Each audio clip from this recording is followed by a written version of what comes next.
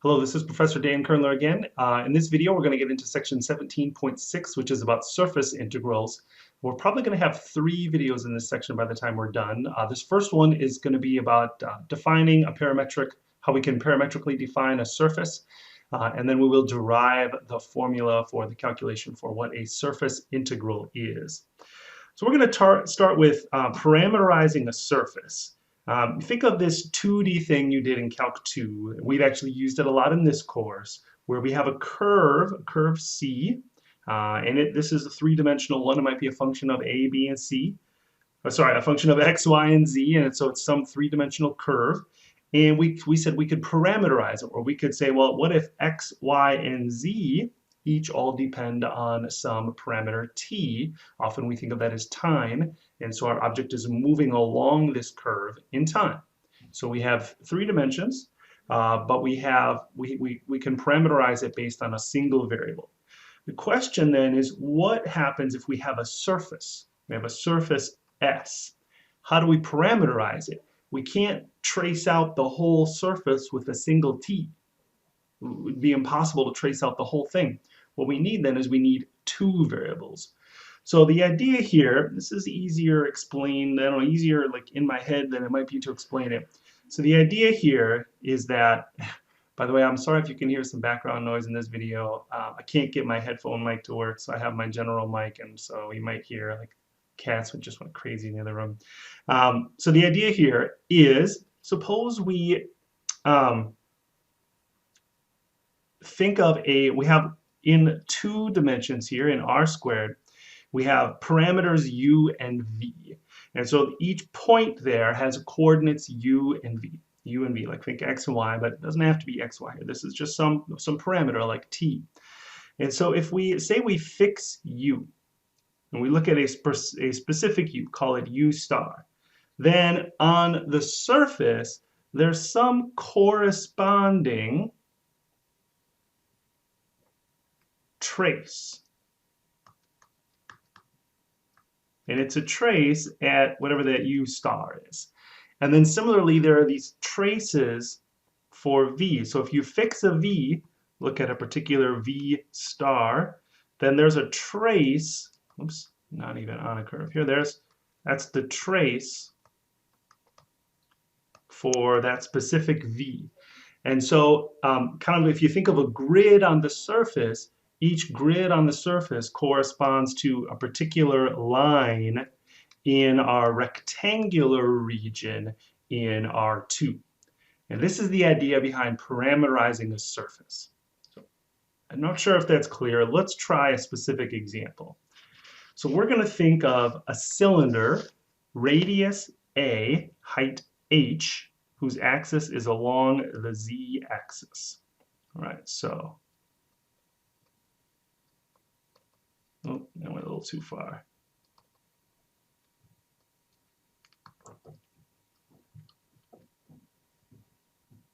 Okay, so here is our radius A, height h. This is our cylinder. Now we know we can get a definition for this cylinder in 3 dimensions, where we would say x squared plus y squared equals a squared. Essentially a circle. But if it's in 3 dimensions, then the z is free, and so you end up with this cylinder in 3 dimensions. Okay, so let's take a look at the xy plane. We have radius A. We know how to parameterize that point there. We've done that before. What we could do is we could say, well, let's let x be a cosine theta, and y equals a sine theta. Now, a here is not a parameter. A is a constant. That's just the radius of the circle. And so that traces us all around the circle. But that's not our entire surface. That's just the circle. Well, the other parameter is just z. So we could just let z be the other parameter. So here's how we can get a cylinder.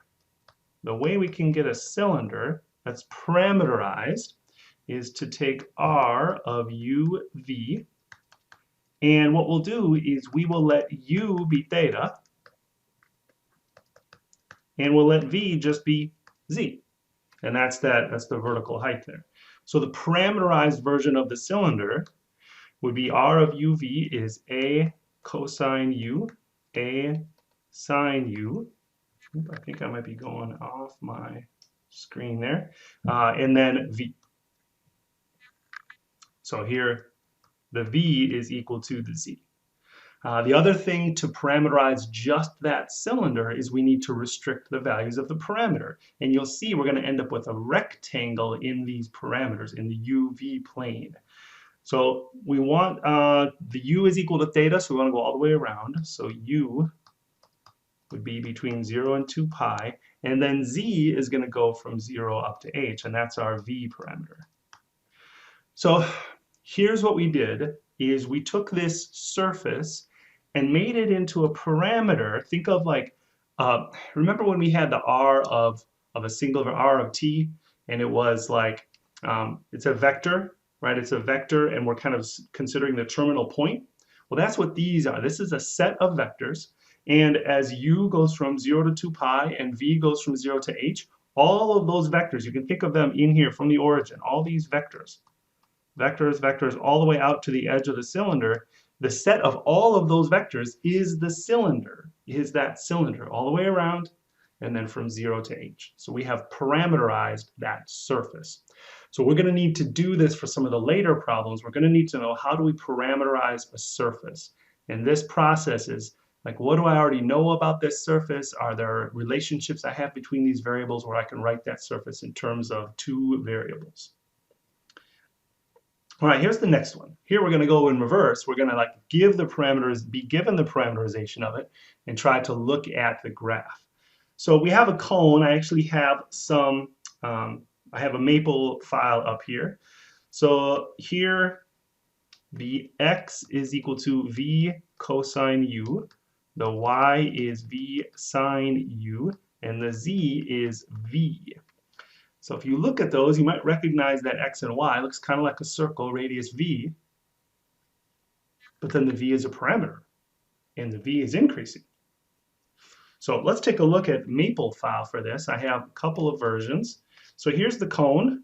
There's the cone. All right, there's our cone. Looks good. Okay, and then here we have some of the traces. You can kind of see the circles.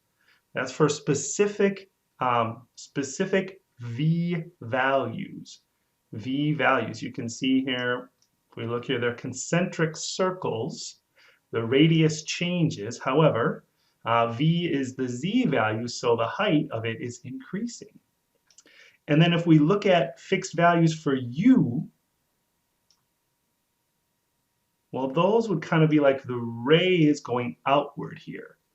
The rays coming outward would be if we fix U, and we fix, so that's the angle. We fix U, and then V increases, what you get, those traces would be like these rays coming outward. So if we wanted to justify why that was, why it traces the cone, you could think of it, let's do those two kind of arguments there. If V is constant, then we have this vector V sine U, sorry, V cosine U, wouldn't really matter. V sine U, V is maybe like a raised circle maybe, where the V is the height, and then V is also the radius. So they're getting wider and wider and wider as your height increases.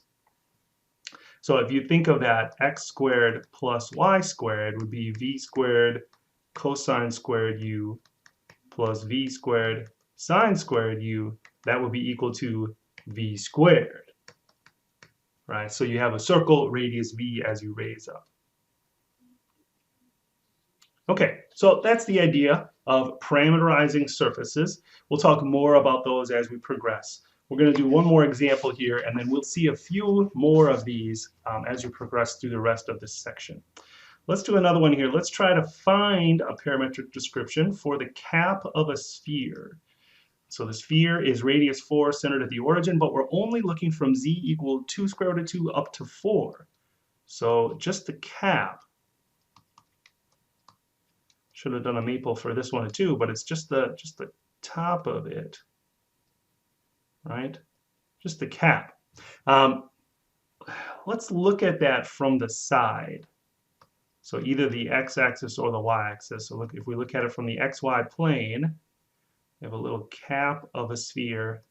And so this is, whether it's x squared or y squared, it's x squared plus z squared equals 16. And then we have this height here is 2 square root of 2. And the radius of the sphere is 4. Well, you think sphere, you might think spherical coordinates. So we know in spherical coordinates, x is equal to rho sine phi cosine theta. Y is equal to rho sine phi sine theta. Z is equal to rho cosine theta. Or cosine phi, excuse me, cosine phi. Okay, so we know our rho. That's the radius of our sphere, and so that's constant. That's 4. So we could say x is equal to 4 sine phi cosine theta. Y is equal to 4 sine phi sine theta. And then z is equal to 4 cosine theta. And if you'll notice, x, y, and z all depend on phi and theta. And so built in within the spherical coordinates, we have a parametric surface that's defined. We could let u be equal to phi and v be equal to theta. So our r of uv, our surface, would be 4 sine u cosine v, 4 sine u sine v, and then 4 cosine v. Now, we have to be careful. We only have the cap. We only have the cap. We don't have the entire sphere. That right there is the entire sphere if there were no restrictions. So we have to go, if you think of phi, phi is going from the positive z-axis down here to this particular point. So phi is going to start at 0, and that's u, that's phi. And then v is theta. We are going all the way around. So theta goes from 0 to 2 pi. That's our v. Incidentally, I'm using u and v here to try to show that what we're doing is we're projecting down onto the uv plane, and it's just a rectangle. U is going to be between two fixed values. V is going to be between two fixed values. It's a rectangle. They're just letters, though. There's nothing saying that you couldn't just leave the phi and theta in there and use them. Typically, when we write this parameterization, we use u and v. Just like when we write the parameterization of curves, we write them with a parameter t. That's kind of like standard notation. Okay, we do need to figure out this phi, kind of that phi, that maximum phi there. The key here is it's 2 square root of 2 and 4. If you recognize that 45-45 triangle, that's pi over 4. So there we have parameterized that surface. All right, that's the end of the first examples here. Now, the rest of this video, this is going to be a little lengthy for the rest of this video. So I'm going to consider this optional for you. It's the derivation of what a surface integral is. It's useful to kind of know where it comes from, but it's okay if you skip to the end and have the formula and just know kind of what a surface integral is. So here's what we're doing. What we would like to do is, suppose we have some surface, that's this surface S over here. We have this surface, and we have some function that varies along the surface. And we would like to add up the function and find like the total value of that function, or maybe the average value. Like maybe we have the surface of the Earth, which is the surface temperature. And we want to find the average surface temperature. So that involves an integral, add them all up, and then divide by the area. So we have to somehow figure out what is a surface integral. So it starts with a parameterization. You have to have some parameterization of your surface. And then you have a little rectangle in your R2, in your plane, your UV plane, that maps to a little patch on the surface. Okay, a little patch on the surface. So what we're going to try to do is we're going to try to find a way to represent the area of that patch. And then our integral, we would add all those up, weighted by the function value at that point, like in that patch, so to speak. All right, so that's what we're going to do. The main work we're going to do is figuring out, how do I find the area of that little patch, that S sub k? That's going to be our main challenge. How do we get a way to calculate the area of that patch? So this is the derivation. Suppose we're just looking at the patch here, S sub k, is this curve. What if we look at the point and get a tangent vector in two directions? One tangent vector in the u direction and one tangent vector in the v direction. And then scale them by some change in u, change in v that corresponds to the change in u, change in v from this region. So essentially you're looking at the tangent in one direction, tangent in the other, and then scaled to correspond to the change in u and the change in v. And so you have these two tangent vectors. Okay, so what we need to do is figure out what is the area of that parallelogram. So the two tangent vectors, the tangent vector in the u direction would be the partial derivative of our r in the u direction, which would be the partial derivative of x with respect to u, the partial derivative of y with respect to u, and the partial derivative of z with respect to u. Similarly, the tangent vector in the v direction, that would be the partial derivative of our surface r with respect to v. That would be the partial derivative of fx with respect to v, partial derivative of y with respect to v, and the partial derivative of z with respect to v. So the rest of this page is now going to try to find out how can I get a formula for the area of that region. Now the visual that I have here is actually from your text.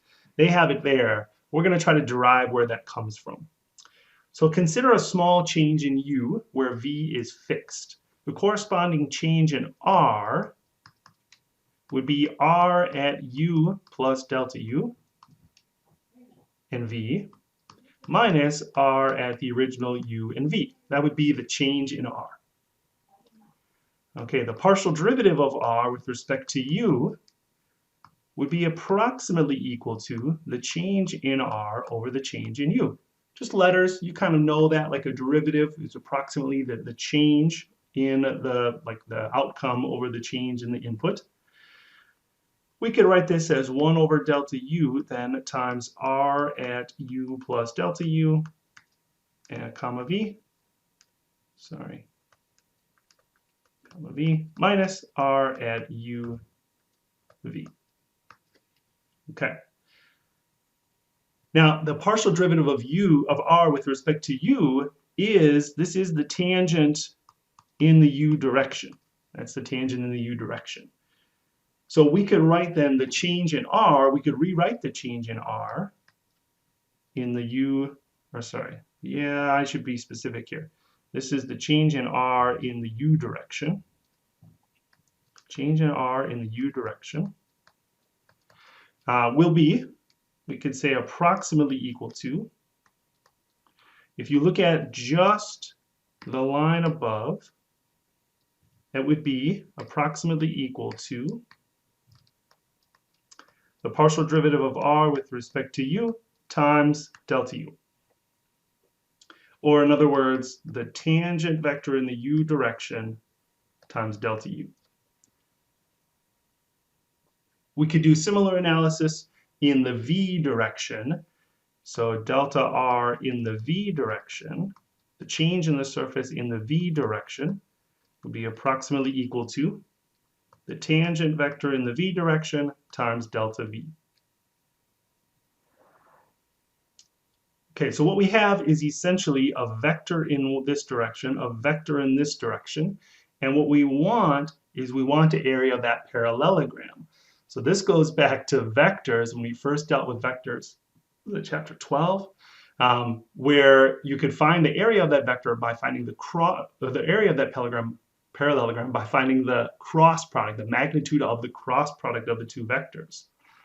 So the area S sub k would be approximately the magnitude of those cross products, delta r sub u cross product with delta r sub v, which would be the magnitude of tu delta U, cross product with TV, delta V. Now delta U, the change in U and change in V are just scalars.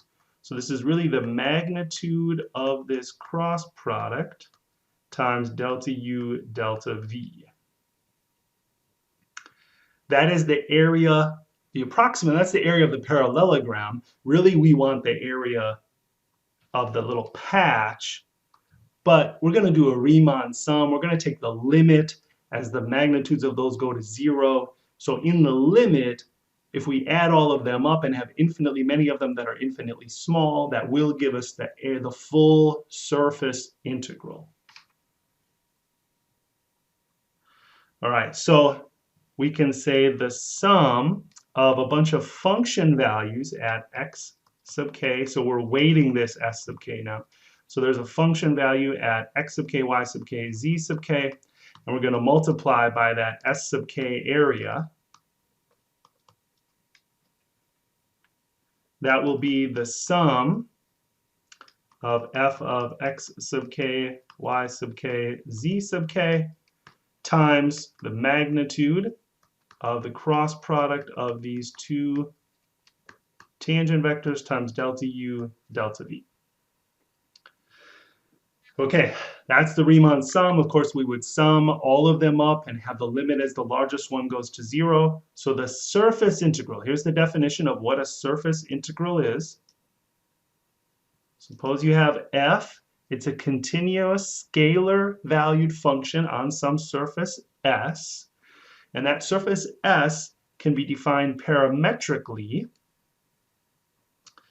All right, well, assume you have some tangent vectors and they are continuous, and the normal vector is also not 0, then the surface integral is, this is a double integral over the surface of your function f of x, y, z, ds will equal the double integral over the region R, which is in u and v, of f of x of uv, y of uv, z of uv, and then we have multiplied by the cross product of the tangent vector in the u direction and the tangent vector in the v direction, and then we would have dA.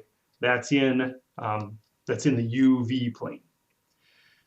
And just like in other areas, other integrals we've looked at, if that function value is 1, if the function is just 1, then what you get is you actually just get the surface area, the area of that surface.